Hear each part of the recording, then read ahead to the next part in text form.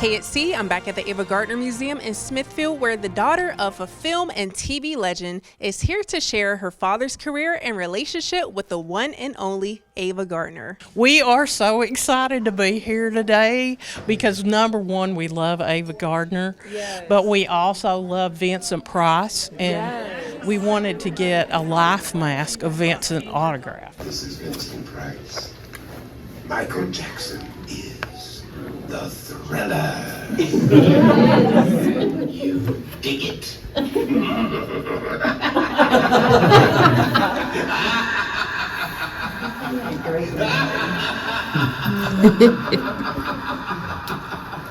And I show this photo not just because it really definitely shows that I was a daddy's girl, but also it will tell you something about my father that you might not know. Now, in his movies, of course, my father is always very elegantly dressed. He's usually wearing a smoking jacket and an ascot.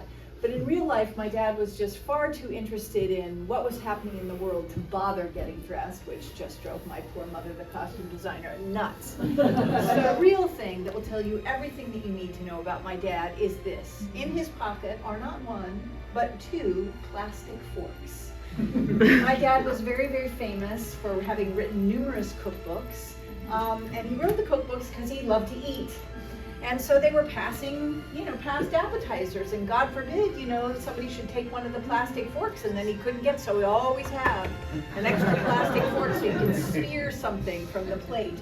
In the early 1940s, he became a father for the first time. His son, Vincent Price, was born, but he didn't stay in California very long with his new son. He went to the theater because he was out of contract once again, and he wanted to get his legs under him, and he was offered a part in a play called Angel Street. Angel Street was about a man who wants to get rid of his wife, something that is a theme in my dad's career. And so he makes her believe that she is going insane. And he, quote unquote, gaslights her. Yes, that is where the term came from. It became the longest running melodrama on Broadway and later became a movie with Charles Boyer and Ingrid Bergman. It was a turning point in my dad's career because how does a 6'4", beautifully spoken, incredibly handsome man get to be a character actor? You become a gothic villain. It allows you to be exactly who you are, but be malevolent. And when he felt that audience hate him, he knew he was onto something. Joining us now is Victoria Price, the daughter of the master of horror himself, Vincent Price. How are you? I'm great, thanks. So what was it like growing up as the daughter of the master of horror?